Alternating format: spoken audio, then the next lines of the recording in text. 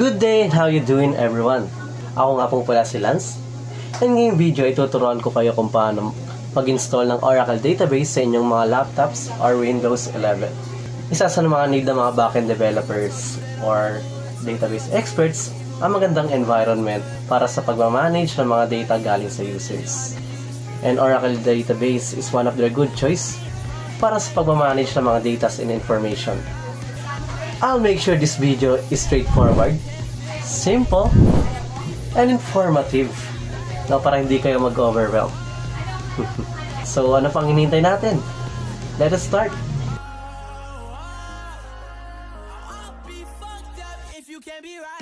Sa pag-install ng Oracle database na sa mga Windows 11 natin, we have konting step na kailangan sundin para mapag-download tayo and mapag-setup ng Oracle database sa Windows 11 natin. And una is search Oracle database sa mga browsers natin, which is ang meron ng browsers is the Google Chrome. Oracle database download, which is ito. Click ko na rin ito yung Oracle database software downloads, and dapat mapupunta kayo sa oracle.com page database technologies Oracle. So baba lang po natin, and kailangan po natin hanapin yung Oracle database ito for Microsoft Windows, which is yung 6x64 or the 64-bit. Then click na natin yung zip, and yung mas-accept, basahin lang na itong agreement, although no need naman na siya, kailangan nyo lang siya check, and click the download. So now napunta tayo sa sign in to Oracle, which is kailangan natin na mag-sign in. Oracle requiring magkaroon muna tayo ng account, bago tayo mag-download ng mga files or softwares na galing sa kanila. So although madali lang naman to, click lang natin tong create account, nandito na sa baba. Pagka-click natin yan is, ayun, kailangan mo lang fill out itong mga required na text boxes. Tulad nitong email address and mga password, type passwords, country which is Philippines, name, yung mga pangalan nyo, or natin. Job title is student lang yung nilagay ko dito, which is, yun nga, student lang naman talaga ako. And tinatanggap naman nila yung ganong sagot. Per phone number, company name, and nilagay ko dito is yung pangalan ng school ko. Wala akong maisip na company name Yun lang. Address, city, state or province, and zip postal code. Kung anong nasa lugar kayo. And click the create account. Although di ko na ipapakita kung paano yung pag-fill ups ng mga text boxes. After all, may account na kasi ako dito. Although I guarantee na madali lang siya. Kaya yun lang. No need na mag-fill up na rin ako dito. So I'll close this. So username or email, gagamitin ko yung email na ginamit ko or yun, in-input ko sa signing up. So next, and click ka nyan. Okay, and nakita nyo na nag-download na dito yung file. As you can see, meron na kasi ako kanina kasi ang tagal niya kanina ma-download, kaya inunahan ko na. So I'll close this na lang. So muna this yung SQL Developer download, which is nakikita natin dito. Pag-search natin SQL Developer download and SQL Developer downloads, check natin sa baba, and hanapin natin yung Windows. Ito, Windows 64-bit with JDK 17 included, which is compatible siya sa Windows. Itong na to. Then click lang natin itong download. Then ayun na, nag-download na siya. And just hintay lang natin na bago mag-full or mag-fully downloaded na. So wait lang tayo. So now, as you can see, the software for Oracle database and the software for the SQL Developer has been downloaded. So ang kailangan na lang natin is ma-extract silang parehas, and move them to the C drive, which is isa rin siya dito sa mga steps natin. Search Oracle database, check na. And nasa pang-anim na tayo, which is find and extract na file inside the C drive. So let us lang natin to, extract all, and extract lang natin, and let us wait na lang mga ilang minutes or hours para mag-extract ng lahat.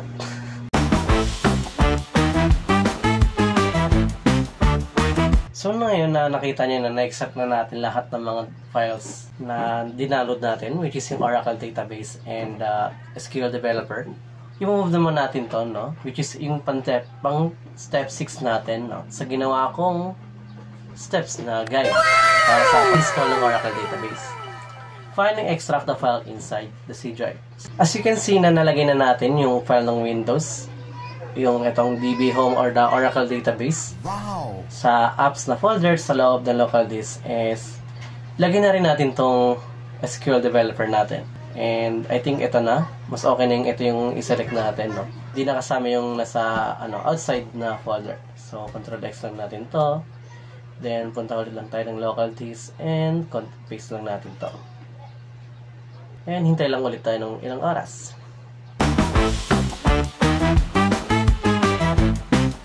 And as you can see, no, nandito na yung dalawang applications, which is yung Oracle database, pati itong SQL developer. Next step natin is rename the database. So, punta lang tayo dito sa apps and rename lang natin tong file na to. Kasi hindi naman tama, di ba, na yun lang yun, di ba, yung pangalan niya. Kahit ang pangalan na lang niya is DB Home. Then, okay na yan. Then, that's it. So, ang last na pinaka gagawin natin is yung setup. So, last is pupunta tayo ngayon sa apps. DB Home, punta natin yung itong setup na application. So, click lang natin yan. Dito na magsisimulang i-setup natin yung Oracle database, no? Para sa device natin or yung kung ano mang ginagamit nyo. Which is sa akin ang ginagamit ko ay Windows 11. Kaya, ayun. So now, nasa step 1 na tayo ngayon ng pag-setup. Which is ang una is the database installation options. Ang pagpipilian dito is create and configure a single instance database. This option creates a entire database and setup software only. And I suggest na yung default or itong yung piliin nyo, yung nakaselect. Which is click lang natin yung next. And verifying Oracle Home contents. And pangalawa naman is itong desktop class and server class. And I also recommend na default ulit yung piliin nyo. Because yun nga, choose this option if you're installing on a laptop or desktop class system. Then next. And for NAS security, you may choose to run Windows services from this Oracle Home with a non-administrator account, administrator. So I suggest na gumawa tayo ng new Windows user dito. So gagawa tayo dito ng pangalan natin. So, just simple as that. Pang step 4 is the prerequisite checks. Oracle base, which is kung saan base location ng ng Oracle database natin, which is nilagay natin siya sa apps. Yes, the software location is sa loob na ng DB Home. And database file is apps Ora data.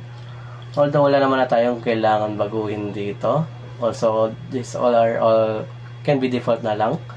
And the password dito is yung password na nilagay natin sa una. Sa may pang step 3, yung Oracle Home user. So, next natin. Ngayon, nasa prerequisite checks pala tayo. Ayan. Typical installation pala yung kanina. Sorry, my bad. So, hintay lang natin siya, no? Eh, mabilis lang naman siya, makikita natin. Yun, 100% agad. And summary is kung ano yung mga in-input natin, kung anong mga chinos nating mga fields or mga choices na pinili natin, no? Para sa location, environment, and settings para sa Oracle database natin. So, wala naman na akong kailangan baguhin and install. Click install. So, let's just wait na lang, no? Para sa pag-install ng Oracle database sa natin, sa devices natin. So, just wait.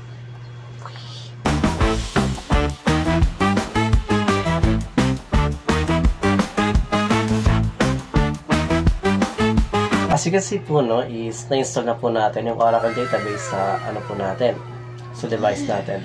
It says the configuration of Oracle database was successful. So ngayon, titignan po natin siya, no, or i-check if it is totally installed sa device natin. And it is one of the ways, no, para makita po natin na installed na siya is search nyo lang sa search bar nyo po. Search for command prompt.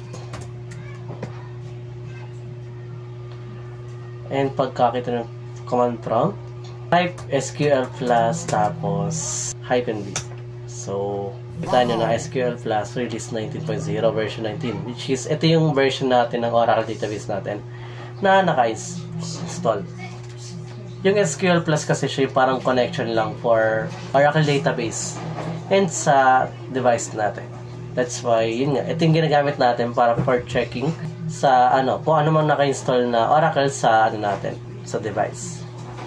So, we can exit na, then close.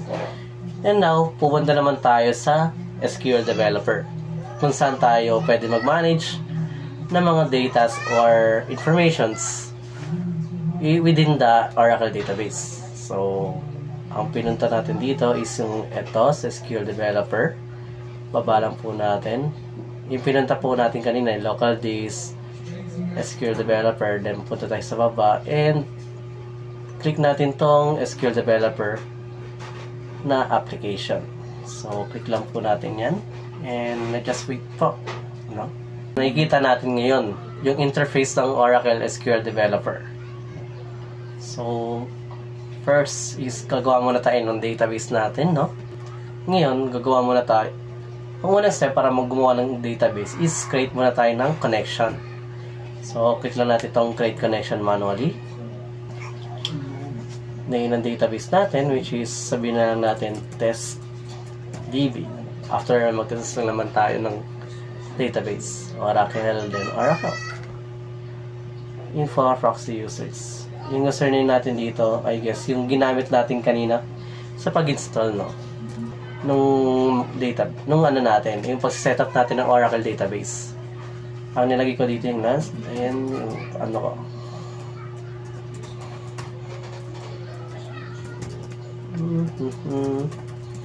Then, I'll just click save password para at least hindi na hassle na sa susunod na gagawa ko.